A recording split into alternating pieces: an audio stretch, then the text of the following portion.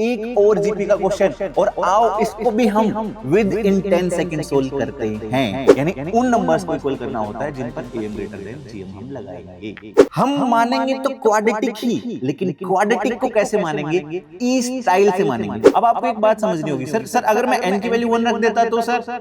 Hello friends, सभी को राम राम। तो आज हम स्टार्ट कर रहे हैं एक बहुत ही बेहतरीन सीरीज जिसका नाम है धुरंधर ट्रिक्स। इस सीरीज में क्या होने वाला है, मैं चैप्टर वाइज आपको अलग अलग चैप्टर की ट्रिक्स बताने वाला हूं। 100 ट्रिक्स बताने वाला हूं, क्या क्या उनमें ट्रिक्स होंगी। साथ ही साथ इसी सीरीज में मैं आपको क्वेश्चन सोल्व करके भी दिखाने वाला हूं विद इन 10 सेकेंड। यानी जो क्वेश्चन बहुत ही लेंथी मेथड से आप सोल्व करते हो, उन क्वेश्चंस को आप जल्दी से जल्दी सोल्व कर पाओगे।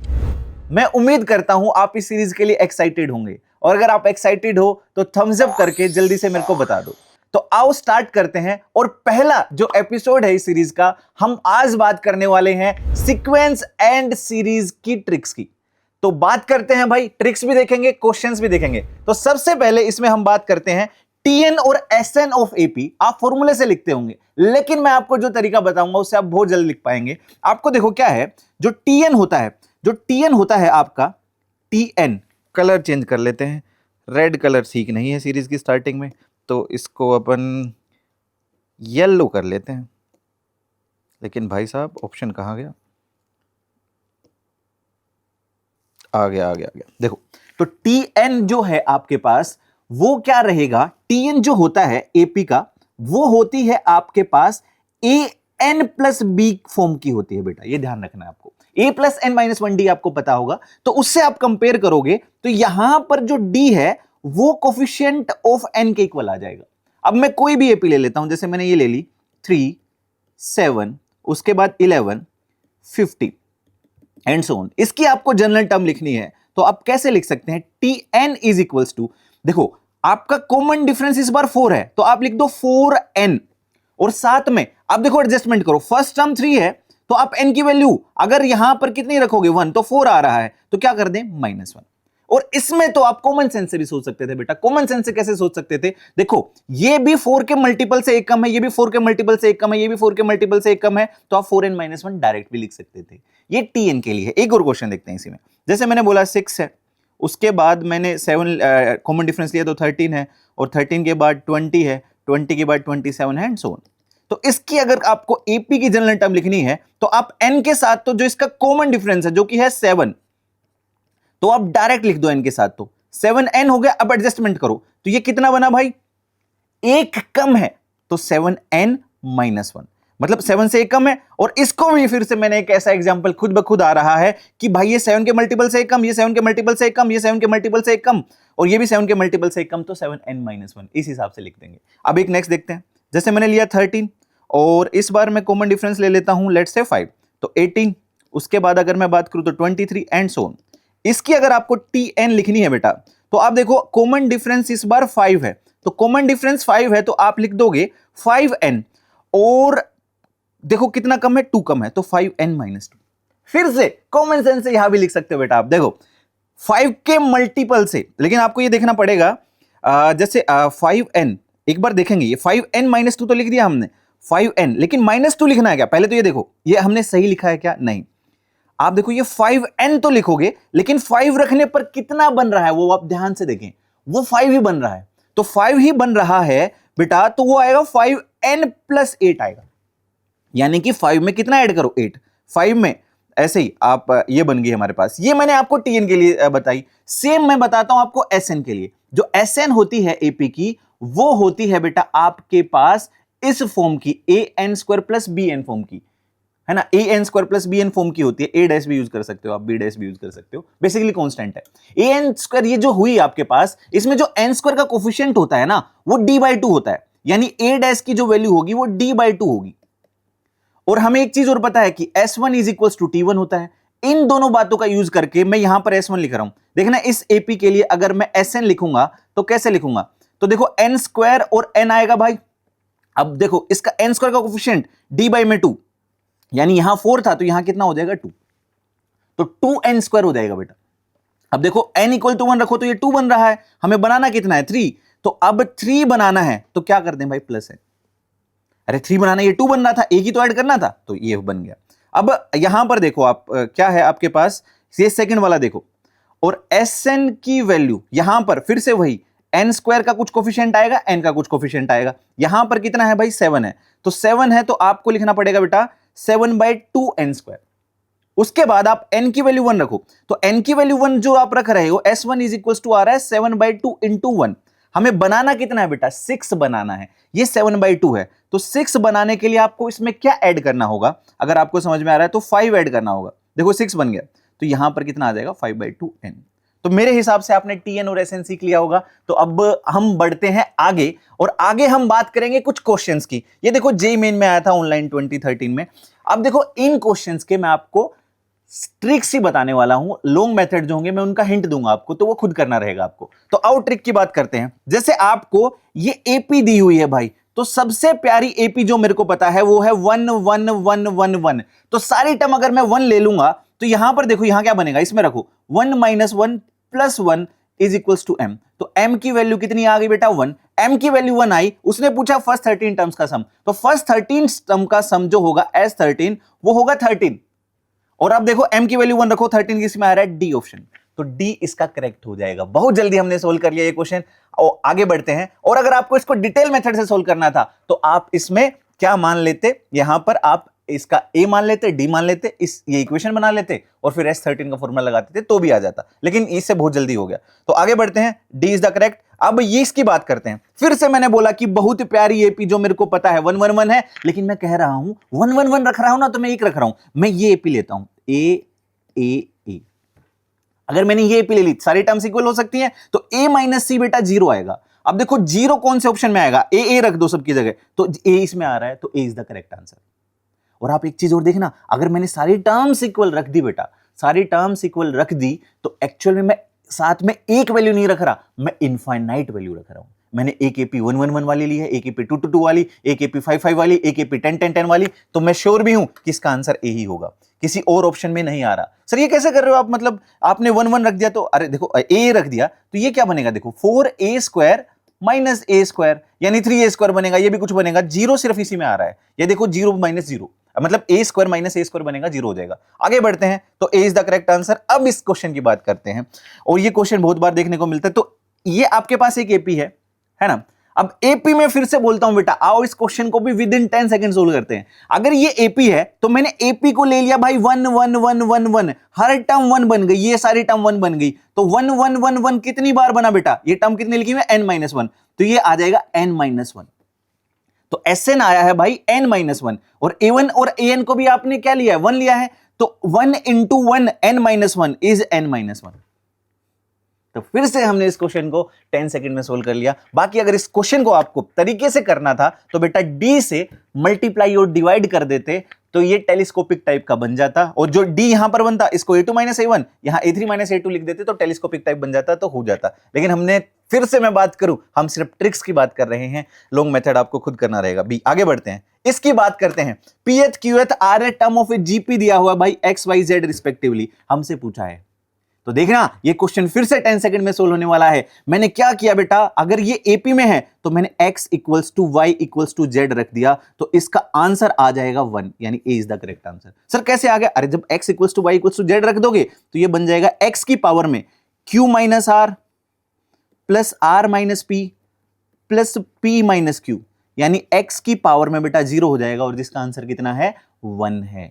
अगर आपको इसको एक्चुअल तरीके से करना था तो आप जीपी की टीएन का जो फॉर्मूला होता है वो लगाओगे, और फिर उसके बाद x की वैल्यू आपको पता है, x की वैल्यू रख दोगे, y की वैल्यू रख दोगे, z की वैल्यू रख दोगे, लेकिन अच्छी खासी कैलकुलेशन के बाद आपका आंसर आ जाएगा। आगे बढ़ते हैं, तो इसका आंसर आ गया ए। ये रहा हमारे पास जीएम वाला क्वेश्चन, और अगर इसको आप एक्चुअल मेथड से जाओगे बेटा तो आपको बहुत सारी कैलकुलेशन देखने को मिलेंगी, फैक्टराइजेशन वेक्टराइजेशन करना रहता है, और कुछ गरीब तो इसका आंसर भी नहीं निकाल पाते। लेकिन हम जाते हैं फिर से शॉर्ट ट्रिक से।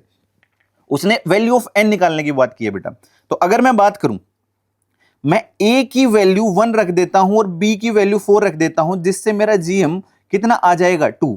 तो इसको अगर मैं सोल्व करूंगा तो मेरा आंसर फिर आ जाएगा n की वैल्यू 1/2। कैसे आ जाएगा आओ मैं बताता हूं। जैसे a की वैल्यू अगर आपने 1 रख दी तो यह है 1, b की वैल्यू आपने 4 रखी है तो यह 4 की पावर n, और 1 और यहां पर क्या है 4 की पावर n माइनस 1। ये gm के इक्वल था और gm 2 है, तो इसको 2 के इक्वल रख दो, gm 2 ही आएगा ना भाई, हाँ 2 ही आएगा। तो अब क्रॉस मल्टीप्लाई कर दो बेटा, तो क्रॉस मल्टीप्लाई करोगे तो आपके पास आ रहा है 1 प्लस 4 की पावर n, 2 प्लस में 4 की पावर n बाय में 4 के साथ में 2, इसको काटो तो ये बच गया 4n की पावर बाय में 2 बच रहा है यहां पर, और 2 माइनस 1 करोगे तो 1, तो 4 की पावर n आ रहा है 2, यानी 2 की power 2n is equals to 1। तो n की वैल्यू यहां से कितनी आ गई भाई 1/2। लेकिन अगर आप इसको एक्चुअल मेथड से करने जाओगे बेटा तो आपको अच्छा खासा समय लगेगा। फैक्टराइजेशन करना होता है, इसको रूट ए बी के इक्वल रखोगे और फिर क्रॉस मल्टीप्लाई करके फैक्टराइजेशन करोगे, तो वो लेंदी अप्रोच हो जाती है। आगे बढ़ते हैं जीपी के क्वेश्चन से। ये रहा हमारे पास एक और जीपी का क्वेश्चन, और आओ इसको भी हम विद इन 10 सेकेंड सोल्व करते हैं। तो भाई ए बी सी जीपी में दिया हुआ है, तो मैंने a equals to B equals to C रख दिया बेटा। अब a equals to B equals to C अगर मैं रख दूंगा तो लोग a कॉमन आ जाएगा और इसका आंसर आ जाएगा 0। कैसे आ गया सर? देखो, जब अगर मैंने a equals to B equals to C रख दिया बेटा और लोग a को कॉमन ले लिया, तो बचेगा क्या? q minus R plus R minus P plus p minus Q, और ये कट के कितना आ जाएगा 0।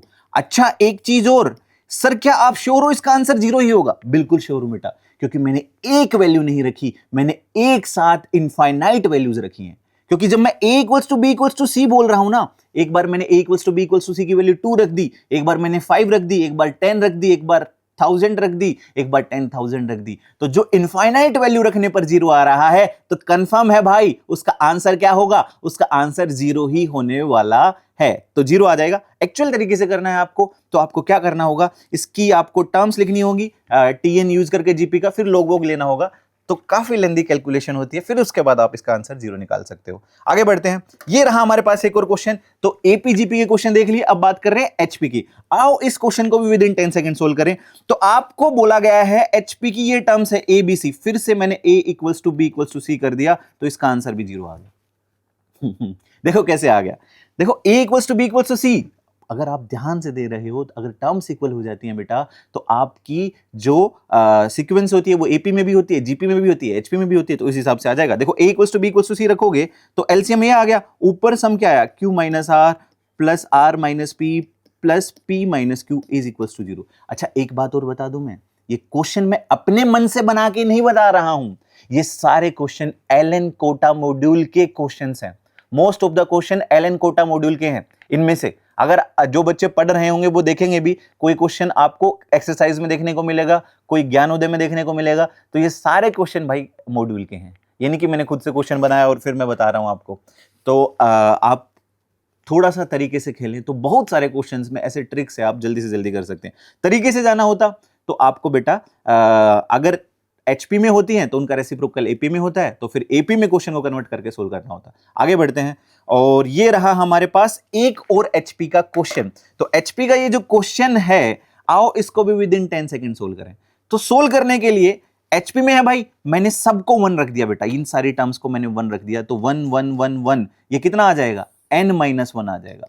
और a1 an 1 है तो n माइनस 1 किस ऑप्शन में है? इसमें, तो ये आएगा। कोई बोलेगा सर इसमें भी तो है, भाई इसमें n minus 1 upon n into 1 है, तो ए ऑप्शन आएगा। अगर आपको इसको एक्चुअल तरीके से सोल्व करना है तो बेटा यहां पर लेंदी अप्रोच हो जाती है, और लेंदी अप्रोच क्या रहती है भाई, आपको इनका रेसिप्रोकल, जो ये रेसिप्रोकल होगा ना बेटा, ये आपको किस में करना पड़ेगा?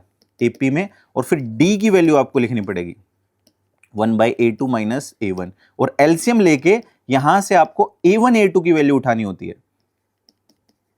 सेम तरीके से a2 a3 की उठाओगे, a3 a4 की उठाओगे, तो थोड़ा सा लेंदी जाके ये इसका आंसर आ जाता है, लेकिन हमने डायरेक्ट सोल्व कर लिया। आगे बढ़ते हैं, तो आंसर इज ए। अब ये है एबीसी एचपी में है भाई। सर बड़ी देर से a equals to B equals to C रख रहे हो, रख के बताओ। इसमें नहीं रख सकते हम, और बेसिकली क्यों नहीं रख सकते? क्योंकि भाई नोट डिफाइंड बन जाएगा आपका, है ना, और वो बोल भी देगा वैसे कि b इक्वल्स टू सी नहीं है वो क्वेश्चन में। ये क्वेश्चन भी सीट का ही है, मॉड्यूल का ही क्वेश्चन है। फिर सर क्या करें? आओ मैं आपको इस क्वेश्चन को सोल्व करने से पहले आपको कुछ अच्छी बात बताता हूं। मैं अच्छी बात क्या है कि मैं आपको एक बहुत ही प्यारी एचपी बताता हूं जिसमें टर्म्स इक्वल ना हो।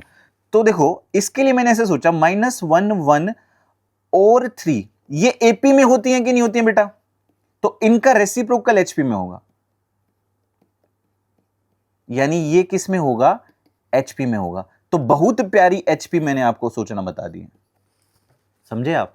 तो बहुत प्यारी एचपी मैंने आपको बता दी ही है। तो इस हिसाब से हम अब इस क्वेश्चन को सोल्व करते हैं। तो क्या ये एचपी आप सोच पाओगे? आओ क्वेश्चन को सोल्व करें। और क्वेश्चन को सोल्व करने में हम क्या करेंगे, ए की वैल्यू ये रखेंगे, बी की वैल्यू ये रखेंगे और सी की वैल्यू ये रखेंगे। तो आओ स्टूडेंट क्वेश्चन सोल्व करते हैं। तो a माइनस बी लिखा हुआ है, तो a माइनस बी -1 और b माइनस सी लिखा हुआ है बेटा, यानी कि 1 -1/3। तो यहां से कितना आया, ऊपर से आ रहा है -2, ऊपर से -2 आया और नीचे से आ रहा है 1 -1/3 यानी कि +2/3। तो फाइनल आंसर कितना आ रहा है, -3 आ रहा है।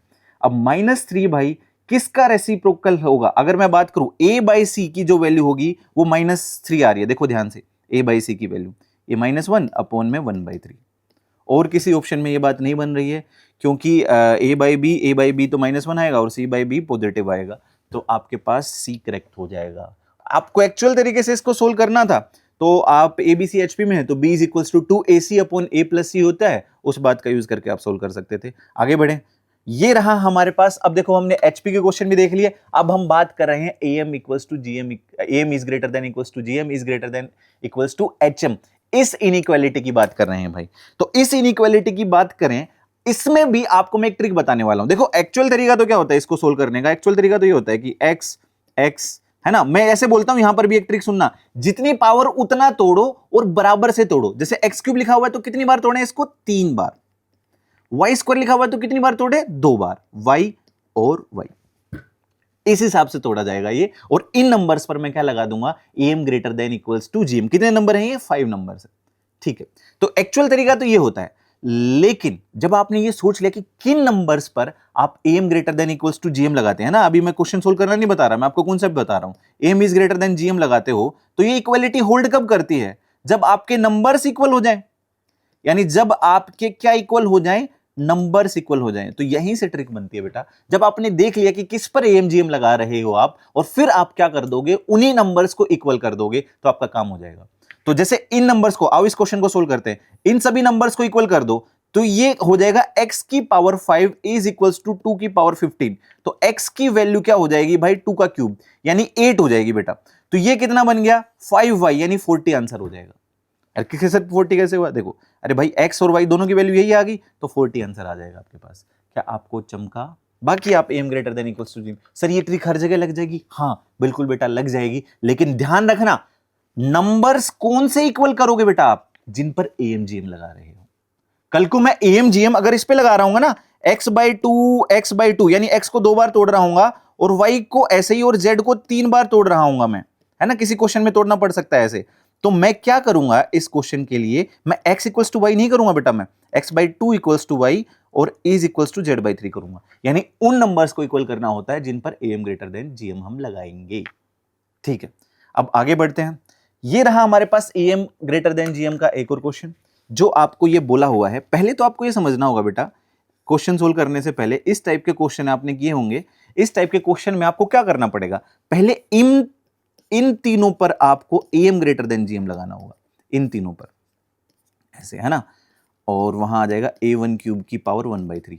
ऐसे ही सब पर, फिर इन तीनों पर, फिर इन तीनों पर, फिर इन तीनों पर लगाना होगा am ग्रेटर देन gm, और फिर सबको निकाल करके और फिर मल्टीप्लाई करना होता है। आपने इस टाइप के क्वेश्चन किए होंगे, है ना। तो इसमें कॉन्सेप्ट तो ये चल रहा है, आओ इसको डायरेक्ट सोल्व करें। तो जब हमें समझ में आ गया कि इन तीनों पर am लगाना है, यानी 1 is equals to a1 is equals to a1 square होना चाहिए, फिर इन तीनों पर लगाना है 1 is equals to a2 is equals to a2 square होना चाहिए, यानी सबकी वैल्यू क्या हो जाएगी 1। तो ये 3, ये 3, ये 3, ये 3, तो 3 की पावर n आंसर हो जाएगा। सर क्या बोला, अरे भाई a1 1 आ गया तो ये वैल्यू 3, a2 1 आ गया तो ये वैल्यू 3, ये 3, तो 3 इंटू 3 इंटू 3 इंटू कितनी बार बेटा, n टाइम्स, तो 3 की पावर n हो गया। यानी कि ये एक अलग तरह का क्वेश्चन है am ग्रेटर देन gm का। इसमें क्या करते हैं हम, पहले इंडिविजुअल टर्म्स पर हम am ग्रेटर देन gm लगाते हैं पॉजिटिव नंबर्स के लिए, फिर उन सबको हम क्या कर देते हैं, मल्टीप्लाई, ठीक है। तो आगे बढ़ते हैं अब, और आगे बढ़े तो हमारे पास एक और ट्रिक मैं आपको बता रहा हूं। हमारे पास स्पेशल सीक्वेंस में एक टाइप होता है FOD का मतलब होता है बेटा फर्स्ट ऑर्डर डिफरेंस। तो फर्स्ट ऑर्डर डिफरेंस जब आपका किस में होता है, AP में होता है, sir first order difference AP में होता है कैसे सर? जैसे कि मैं आपको दिखा भी दूं, ये वाला है और ये वाला है। जैसे कि यहां पर देखो, इसमें कितना डिफरेंस है बेटा? 2, इसमें कितना डिफरेंस है? 3, इसमें कितना डिफरेंस है? 4, इसमें कितना है? 5। तो ऑर्डर पहले एक बार डिफरेंस लेने पर अगर मेरा फर्स्ट ऑर्डर डिफरेंस एपी में आ रहा है तो ये होता है। ये ऐसी सीक्वेंस देखी होगी आपने। तो इसकी ट्रिक पे बात करते हैं। तो जब फर्स्ट ऑर्डर डिफरेंस एपी में हो बेटा, तो आप उसकी जनरल टर्म ये मान सकते हो, Tn is equals to an square plus bn plus c। अब यहां पर आप n की वैल्यू रखो तो आपके पास 3 इक्वेशन 3 अननोन। ये ट्रिक होती है, लेकिन मैं ट्रिक के अंदर भी आपको ट्रिक बता रहा हूं। आप देखो, मानो तो क्वाड्रेटिक ही, आपको ये तरीका पता होगा। ये क्वाड्रेटिक क्यों मानते हैं सर? क्योंकि हमने देखा बार बार मेथड लगाकर कि उस जब भी फर्स्ट ऑर्डर डिफरेंस एपी में होता है तो Tn क्वाड्रेटिक होती है। तो इसी बात का यूज करके हम क्या करने वाले हैं बेटा, हम मानेंगे तो क्वाड्रेटिक ही, लेकिन क्वाड्रेटिक को कैसे मानेंगे? ई स्टाइल से मानेंगे। कैसे मानेंगे साहब? ई स्टाइल से। देखो, A N minus one N minus two plus B N minus one plus C. Sir ये स्टाइल से मानने से क्या फायदा होगा बेटा? देखो, क्योंकि यहां पे तुम्हें 3 इक्वेशन 3 अननोन सोल्व करने होते है ना, लेकिन अपने से 2 इक्वेशन 2 अननोन नहीं सोल्व हो रहे, तो 3 इक्वेशन 3 अननोन कैसे सोल्व करेंगे? अरे हो भी जाएंगे तो समय तो लगेगा भाई, लगेगा समय। तो उसी बात का यूज करने के लिए मैं आपको एक बार इसका यूज दिखा देता हूं, फिर इस पर आते हैं। तो देखो, पहली बात, ये जेईई मेन का क्वेश्चन है। ये टर्म्स पकड़ो बेटा, 2, 5, 11, 20। देखो, इनका फर्स्ट ऑर्डर डिफरेंस 3, यहां पर 6 और यहां पर कितना आ रहा है? 9। तो आप देखो, क्या ये एपी में आ रहा है? बिल्कुल आ रहा है। तो मैं इसकी टीएन को डायरेक्ट ये मान लूंगा, A times of N minus one, यानी क्वाड्रेटिक मानूंगा। लेकिन क्वाड्रेटिक कैसे बेटा? इस स्टाइल से मानूंगा। अब देखो, एन की वैल्यू 1 जैसे ही रखोगे तुम्हारी आंखों में आंसू आ जाएंगे, क्योंकि T1 आएगा यहां पर तो, और यहां पर T1 आएगा, और अब देखो आगे T1 आएगा तो ये 1 रखते ही ये 0 हो गया, मजा आ गया, ये भी 0 हो गया। C की वैल्यू डायरेक्ट आ गई, और T1 कितना था? 2, तो C की वैल्यू आ गई भाई 2। तो ऐसे सोल्व हो जाएगा बेटा। फिर n की वैल्यू 2 रख दो आप, n की वैल्यू 2 रखोगे तो T2 कितना है भाई? 5 है, तो 5 रख दो, T2 5 है, ये 0, ये B2 minus 1 is 1, B plus C 5 आ गया बेटा, C2 आ चुका है, तो B की वैल्यू 3 आ जाएगी आपके पास। अब n की वैल्यू बेटा 3 रख दो, n की वैल्यू 3 रखोगे तो T3 कितना है आपके पास? 11, तो T3 11 है, तो आपके पास कितना आ जाएगा? 3 माइनस 1 इज 2, और 3 माइनस 1 फिर से 2, और प्लस C, ये वैल्यू आ जाएगी भाई। अब यहां पर किसकी वैल्यू रख दो? और ये 11 है ना, तो अब C की वैल्यू रख दो। C की वैल्यू कितनी है? 2, और B की वैल्यू रख दो, तो ये आ गया 6, 3 इंटू 2 6, प्लस में 2, प्लस में 2, और ये 2a है भाई। तो यहां से 11 माइनस 8, तो a की वैल्यू कितनी आ गई भाई? -3/2 आ गई। देखो, -3/2 या +3/2? +3/2 आ गई बेटा। तो अब क्या करोगे? आपके पास आपकी जनरल टर्म आ चुकी है। अब देखो, आप इसकी जो जनरल टर्म लिखोगे, आनी तो ये क्वाड्रेटिक, ये क्रॉस मल्टीप्लाई करके लिख दो। आपसे क्या पूछा है? Sum of all terms of the 10th row. जो इस क्वेश्चन की अगर मैं बात करूं, तो जो 10th रो होगी उसकी फर्स्ट टर्म कौन होगी भाई? T10 होगी। अरे T10 होगी कि नहीं होगी? होगी। तो इसमें आप n की वैल्यू 10 रख दो, तो आपकी T10 मिल जाएगी आपको, T10 मिल जाएगी भाई। अब T10 मिल गई बेटा, अब ये बनेगी, देखो फर्स्ट टर्म में फर्स्ट है, सेकंड में 2 टर्म है, थर्ड में 3 टर्म है, और हर बार डिफरेंस कितना है? 3 का है। तो जो ये सम पूछा है आपसे, सम पूछा है, उसके लिए बेटा फर्स्ट टर्म जो होगी आपकी वो T10 हो जाएगी, जो आपने निकाल ली है। कॉमन डिफरेंस 3 हो जाएगा और n की वैल्यू 10 हो जाएगी। ये लगा के आप आंसर इजीली निकाल सकते हो। तो फर्स्ट ऑर्डर डिफरेंस अगर एपी में रहा, मैंने बहुत ही प्यारी ट्रिक बताई है आपको, तो फर्स्ट ऑर्डर डिफरेंस अगर एपी में है तो आप जनरल टर्म को क्वाड्रेटिक मान लेंगे भाई, क्वाड्रेटिक मान लेंगे। लेकिन कैसे मानेंगे क्वाड्रेटिक? स्टाइल से मानेंगे भाई, स्टाइल से। और सर अगर एसओडी का मतलब सेकंड ऑर्डर डिफरेंस बेटा, है ना, ये सेकंड ऑर्डर डिफरेंस रहेगा आपके पास, सेकंड ऑर्डर डिफरेंस। अब अगर मैं बात करूं सेकंड ऑर्डर डिफरेंस की, है ना, second order difference, second order difference समझते हो? मतलब डिफरेंस का डिफरेंस लेने पर एपी आ रहा है, तो ठीक है, तो आप क्यूबिक मानोगे। लेकिन फिर से मैं बोलूंगा, देखो यहां पर क्या बनेगा? 4 इक्वेशन 4 अननोन। भाई साहब सुबह सोल्व करने बैठोगे इवनिंग हो जाएगी, है ना। तो इसलिए इस क्यूबिक को भी हम ई स्टाइल से मानेंगे बेटा, ई स्टाइल से। n-1 n-2 n-3 प्लस में b के साथ में n-1 n-2 प्लस में सी के साथ में बस सी के साथ में भी आएगा ना n-1 प्लस डी, ऐसे मान लोगे तो हो जाएगा। तो बेटा इस ट्रिक से सोल्व करेंगे। ट्रिक क्या है? क्यूबिक मान लेंगे, लेकिन मैंने ट्रिक के अंदर आपको ट्रिक बताई है क्यूबिक भी कैसे मानेंगे, इस स्टाइल से। और इसका जो एक्चुअल मेथड होता है उसमें तो सेकंड ऑर्डर डिफरेंस वाले में आप सोल्व करते करते आपको चक्कर आ जाएंगे, क्योंकि आप पहले एस लिखते हो, टर्म खिसका के लिखते हो, फिर उसका माइनस करते हो, है ना। तो आपका फर्स्ट ऑर्डर डिफरेंस तो वहीं से टीएन मिल जाती है, लेकिन जब आप उसका माइनस करोगे तो सेकंड ऑर्डर डिफरेंस में फर्स्ट ऑर्डर डिफरेंस एपी में आएगा, फिर उसको एक बार और आपको वही अप्रोच लगानी पड़ेगी, तो बहुत लेंदी हो जाता है इसका तरीका। आओ एक लास्ट क्वेश्चन सोल्व कर लेते हैं। एस देखो जिसकी मैं बात कर रहा था, फर्स्ट ऑर्डर डिफरेंस एपी में है कि नहीं है? है। तो इसको हम जो हमने ट्रिक देखी है उससे हम टीएन लिख देंगे, और टीएन लिख के, टीएन बात करूं या टीआर बात करूं, और टीआर लिख के बेटा मैं क्या लगा दूंगा, सिग्मा लगा दूंगा, तो काम हो जाएगा। एसएन क्या होता है?